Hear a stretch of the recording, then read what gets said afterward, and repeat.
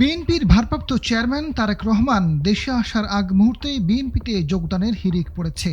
বিভিন্ন দলের নেতাকর্মী শুধু নয়, কয়েকটি দলের চেয়ারম্যান নিজ দল বিলুপ্ত করে বিএনপিতে যোগদান করছেন। আসন্ন নির্বাচনের ধানের শীষ প্রতীক পেতে এরই মধ্যে বিএনপিতে যোগ দিয়েছেন 5টি রাজনৈতিক দলের প্রধান ও এক দলের মহাসচিব। বুধবার আনুষ্ঠানিকভাবে তারা বিএনপিতে যোগ দিয়েছেন। নিজ দল ছেড়ে বিএনপিতে এসেই ধানের শীষের টিকিট নিশ্চিত করেছেন।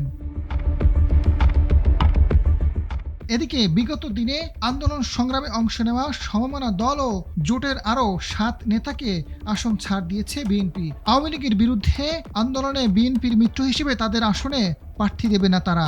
গুলশানে বিএনপির চেয়ারপারসনের কার্যালয়ে বুধবার এক ব্রিফিংয়ে তথ্য জানিয়েছেন দলটির মহাসচিব মির্জা ফখরুল ইসলাম আলমগীর। মির্জা ফখরুল জানান, জাতীয়তাবাদী গণতান্ত্রিক দলের চেয়ারম্যান ববি হাজ্জাজ ঢাকা 13 আসনে প্রতিদ্বন্দ্বিতা করবেন। তিনি বিএনপিতে যোগ দিয়েছেন।